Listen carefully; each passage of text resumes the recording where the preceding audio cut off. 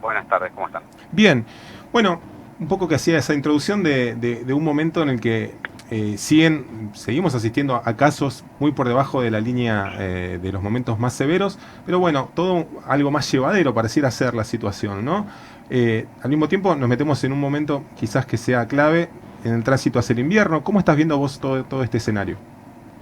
Bien, sí, yo creo que hoy hablabas de estar en segundo plano y yo creo que para estar en segundo plano en este momento hay una conjunción de dos situaciones. Por un lado, ya el cansancio, hartazgo y acostumbramiento a transitar una pandemia, esos tres sentimientos que todos atravesamos en algún momento creo que juegan un papel muy importante.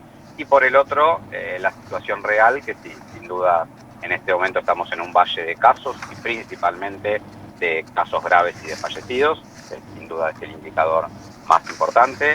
Es una situación esperable en este momento, pero ya vimos que en Europa y en algunos países del hemisferio norte la curva se volvió a quebrar, con un incremento en las internaciones, principalmente por las subvariantes de Omicron, que tienen esta contagiosidad bastante elevada, y se nos vienen las bajas temperaturas. En las bajas temperaturas nos vamos a volver a reunir en espacios cerrados, vamos a volver a cerrar ventanillas en los transportes públicos, lamentablemente, cosas que no deberíamos ya a esta altura tener en consideración para realizar, y los casos seguramente van a incrementarse, y esperemos que la campaña de vacunación, que Argentina tenía una gran campaña de vacunación, el efecto en los casos graves y el impacto en los casos graves sea mucho menor que las olas anteriores, como por suerte lo vimos en Omicron, con muchísimos contagios y con una proporción de casos graves y fallecidos mucho menor a las olas previas. Ujú.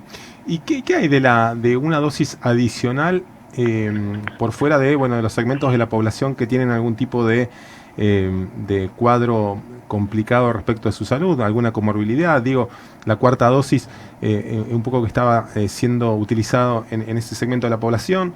¿Qué se prevé en los meses próximos para quienes tengamos, por ejemplo, la tercera dosis? ¿Es una evaluación que todavía se está haciendo? ¿Se va a hacer una convocatoria? ¿Cuál es la situación en ese contexto?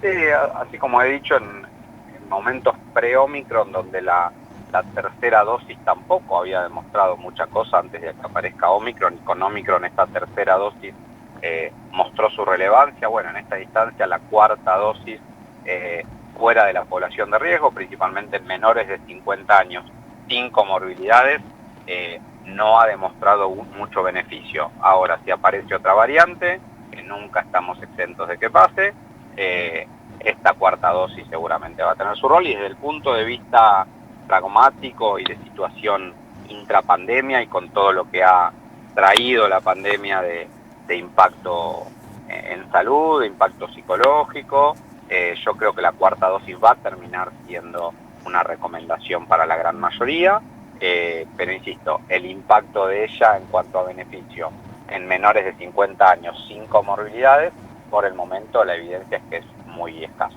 Uh-huh.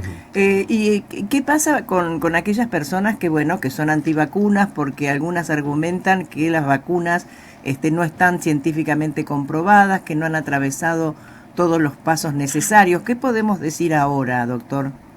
No, en ese sentido creo que lo mismo que he dicho desde el principio, que las vacunas, incluso las frente a COVID y con los tiempos de una pandemia, tienen múltiples pasos para ser aprobadas, y que las vacunas frente a COVID han demostrado altamente ser muy seguras, y han tenido un gran impacto en frenar la evolución a cuadros graves y a fallecidos en muchas personas. Siguen siendo la herramienta más importante y la llave para que esto cambie y para frenar esto. Yo no quiero dejar de lado que debe ir acompañada, en los momentos en que los casos vuelven a incrementarse, de las medidas no farmacológicas, ¿no? Del uso de barbijo, de la ventilación de los ambientes, de la distancia. Yo creo que estas medidas, por más que se estén abandonando desde lo comunicacional, individualmente mi recomendación es que las tengan en cuenta, que como dijimos antes viene el invierno, y estar vacunados con una vacuna que es segura y que es eficaz, y aplicar las medidas que ya conocemos que son eficaces para disminuir la chance de infectarnos y de luego contagiar a un familiar o a un vecino. Hay que seguir aplicándolas. Y ahora ha comenzado la vacunación antigripal. ¿Cuáles? ¿Los síntomas son similares a la Omicron? ¿Cómo se puede diferenciar? O si se puede. No, desde los síntomas de ninguna manera. Los cuadros pueden ser totalmente iguales, un infectado por influenza y un infectado por SARS-CoV-2, la variante que sea. Entonces, por los síntomas no pueden diferenciarse. Para diferenciarlos hay que testearse. La verdad que si uno tiene síntomas, lo más importante, incluso más que el testeo, es el aislamiento y atención a las pautas de alarma, ¿no? Que principalmente son la fatiga extrema, la falta de aire, la fiebre persistente por varios días. Son síntomas que uno tiene que acudir a la consulta sin ninguna duda y evaluar el testeo en ese sentido y la atención médica con los cuidados necesarios. Pero desde los síntomas pueden ser totalmente indistinguibles un cuadro de influenza y un cuadro de COVID. La importancia de la vacuna también aquí.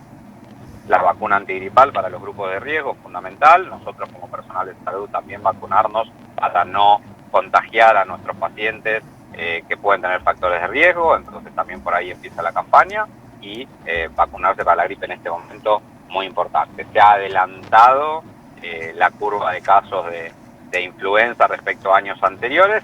No significa que sea mayor que COVID todavía. COVID sigue siendo predominante, pero la conjunción de los dos hacen que sea necesario la vacuna antigripal, la vacunación completa frente a COVID-19. Javier, y estas recomendaciones de las últimas horas respecto al distanciamiento de 2 metros, ya no obligatorio, el tema del uso del barbijo que ha quedado en manos de algunas jurisdicciones, en el caso de Neuquén ya hay un pronunciamiento y hay una regulación, digamos una normativa que dice que no es obligatorio para entrar a espacios cerrados, al comercio. Por otro lado, el sector comercial, que en algunos casos sí utiliza, los sindicatos que representan a esos trabajadores sí utilizando o recomendando utilizar ese barbijo. Hay como una ambigüedad en la mirada, que también es la ambigüedad que siempre impuso la pandemia por ahí en algunos casos. ¿Cuál es tu mirada específica respecto a esta situación? Mi mirada es, yo mantendría las medidas que les comenté como recomendadas y como indicadas en espacios cerrados. El uso de barbijo, vamos a transitar una nueva ola de COVID, no vamos a estar exentos de esto. Esperemos que el impacto no sea alto, pero la vamos a transitar. Entonces, ser proactivos en la toma de medidas, incluyendo el uso de barbijo, por el momento lo mantendría sin ninguna duda. Es una medida muy costo efectiva, con bajísimos costos de cualquier punto de vista. A todos nos gustaría estar como prepandemia, pero esto hemos logrado entender cómo hay que adaptarse a lo que se viene y en este caso adaptarse a COVID-19. Yo creo que las medidas de cuidado por el momento las mantendría y las mantendría como recomendación y las sigo recomendando. Javier, muchísimas gracias por estos minutos. Sé que tengas muy buena tarde. Un abrazo.